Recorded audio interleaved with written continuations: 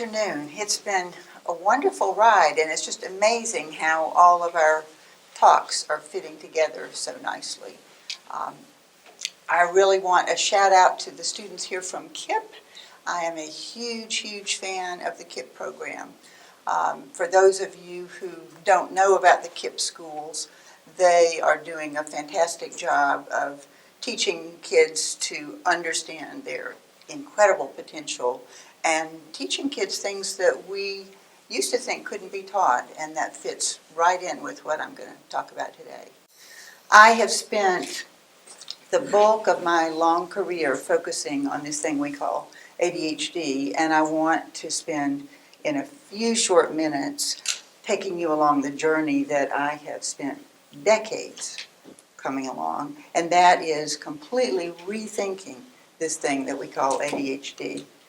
So I would like to show of hands of how many people are in some way personally touched by ADHD, that you have it, somebody in your family has it, somebody you know very well has it. I cannot sit down at any table, and if someone asks me what I do, the conversation ensues. My brother, my father, my son, my daughter has ADHD. So we all have ideas about what this thing is called ADHD, and usually those ideas. Do these reflect some of your notions of what ADHD looks like to you? I didn't get into the field of ADHD by intention. We talked about intentional choices. I got into the field of ADHD by happenstance, and that happenstance was that a public law was passed in 1978 that said that public schools had to provide services for kids that had this thing called ADHD. And they had to provide services because it was a disability. And a disability doesn't sound like a very good thing to have, does it? So when I first started working with ADHD, I, like a lot of people, thought it was a bunch of hyperactive, difficult 8-year-old boys. And not only that, I assured parents that they will outgrow it. And I assured them that because that's what I had been taught in graduate school. We knew so little about it at the time. But as I moved forward, I at first thought, how long can I do this? How long can I work with these very challenging, difficult boys and their parents? And I realized that that was not the case at all as I began to work with their siblings, their parents, and began to look at my own family. I will not have time to interweave all of the facts of my family into what I'm going to talk about today, but most of the people in my family have ADHD. I knew my younger brother had it because he looked just like these fellas. My younger brother was very hyperactive, and he really didn't like school because he also had dyslexia. So that's what I thought it was about. And it was a very long, slow journey for me to realize that I also have ADHD. How could that be? I was a straight A student in elementary school. I went to college early. How could I have ADHD? And I began to realize that it is much more than meets the eye, and much more complex than we had any idea. It's been an exciting and amazing ride all these years since the mid-1970s, and I want to take you on that ride with me. So why did we think so badly about it? Well, first of all, we defined it as a disability. I mean, look how awful a disability sounds. It's an impairment. It limits you in major life activities. Who wants to have a disability? So that's how the educational community defined it. No. Sit down, be quiet. I'm sure some of you are familiar with the wonderful TED Talk by Ken Robinson on killing creativity in the classroom. I sat there loving that talk, as so many of us did, and I think it is so powerful and has been the most popular TED Talk because he's talking about how killing it is to have a life of narrowness and admonishments, that your job is to sit still, not move, and listen all day long. Not very good for anybody's brain, but certainly not good if you have this thing called ADHD. And then there's the medical community. Looked just as bad from their perspective. We saw all sorts of proof that these were defective brains. There's a psychiatrist, a very famous psychiatrist that works with me in my practice named Alan Zemetkin, and he showed the very first PET scans of differences between adult brains with and without ADHD. Proof positive, these are defective brains, and they need to be medicated. So lots of parents were just terrified that the only option, because my child can't do well in school, is to put them on medication. Well, think about it. I made up a disorder called attention surplus disorder. I did it on my way to give a lecture on attention deficit disorder, and I was thinking to myself, driving in the car, because that's what ADD brains do, they think of things all the time, especially while driving in the car, and I said, you can make anything sound awful if you only talk about one side of it. So, attention surplus disorder, I like to keep my ducks in a row. I hate to rush. I prefer to follow routines. I do one thing at a time. I think in a linear fashion. Now, this sounds like somebody that is never going to be able to accomplish much of anything. This sounds like a very limited person because we're only talking about one side of a highly orderly mind. And when we're talking about ADHD, we're only talking about one side of a highly creative mind. So what if we looked at it very differently?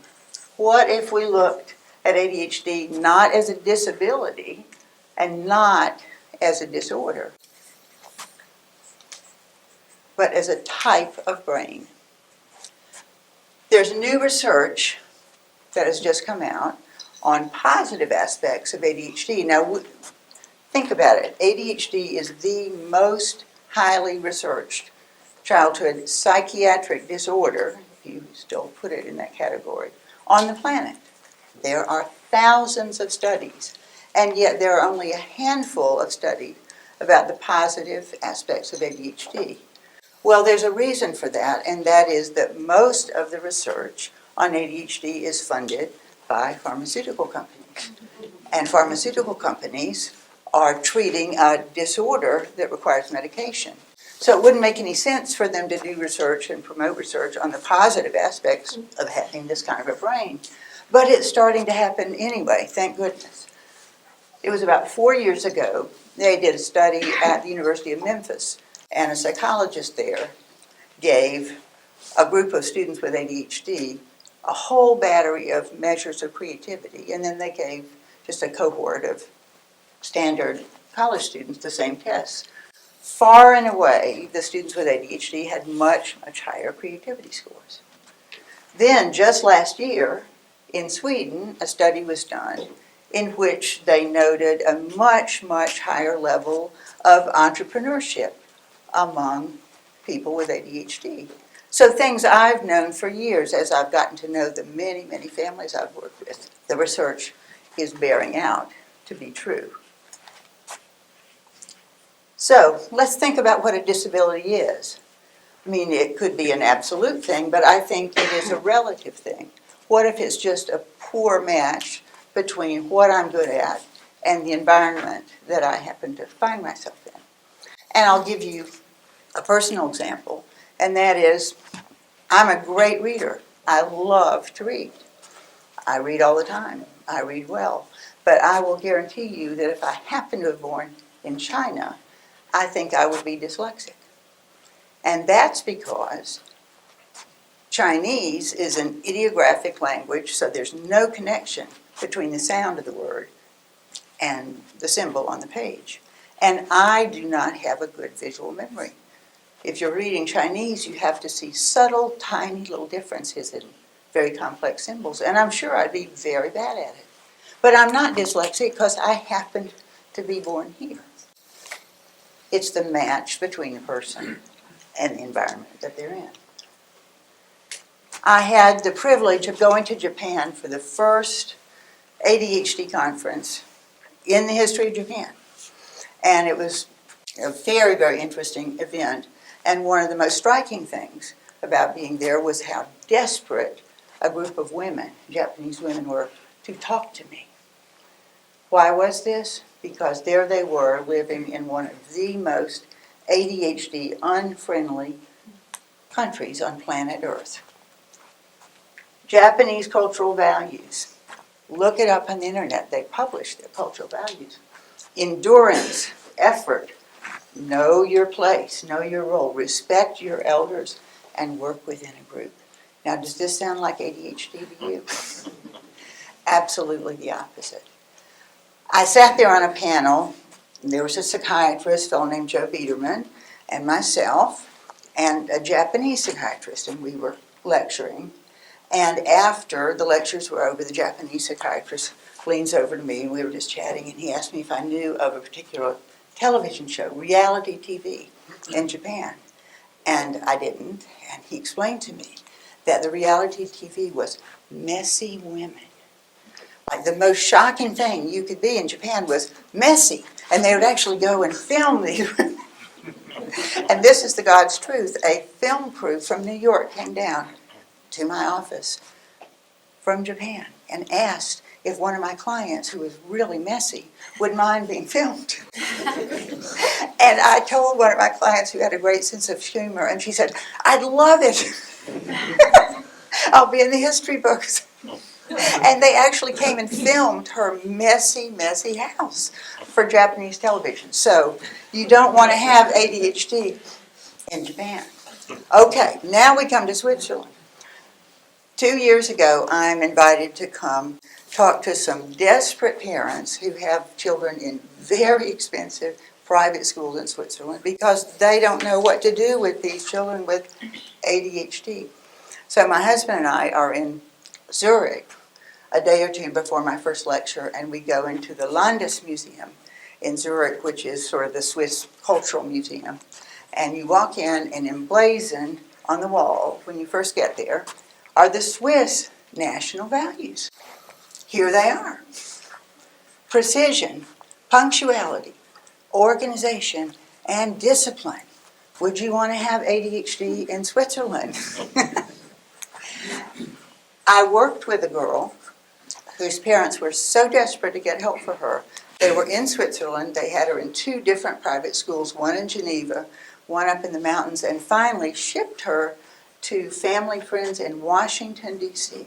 She was being eaten alive in the Swiss schools that had no tolerance for her out-of-the-box creativity, disorganization. She came to one of the best schools in Arlington, Virginia. 3 years later, she was the president of her senior class in America, where we have much greater tolerance for these kinds of zany and creative brains. So think about what our national values are. Now, we haven't published them and put them up on a wall, really, but think about it. Individualism, hard work, independence, risk-taking, innovation. Does this sound like ADHD? You bet it does. I really believe that we have a particular gene pool in this country because a particular set of people got here.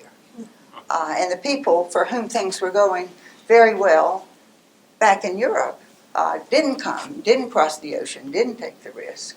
And we've been in this crazy Wild West expansionist mode ever since. We have not sat still. And I truly believe that this thing we call ADHD is one of the factors that has made this country great. Thomas Edison is a perfect example of this thing we call ADHD.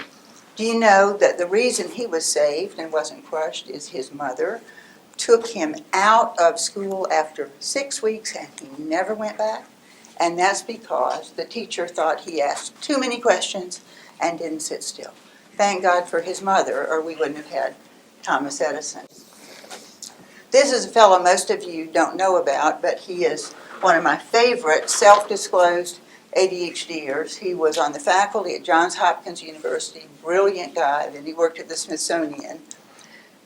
And after he got diagnosed with ADHD, he realized that this disorder was really the key to his success. He had a curious George brain, and he linked and associated things that no one else in his field might have. Carrie Mullis. I was at a conference in San Diego the day that Carrie Mullis was given the Nobel Prize in chemistry. And the keynote speaker at my conference held up the paper, San Diego paper, and said, "Do you think this guy has ADHD or what?" Carrie Mullis had a house filled with inflated penguins. He's a bachelor. He's been married many times, but at the moment he was a bachelor.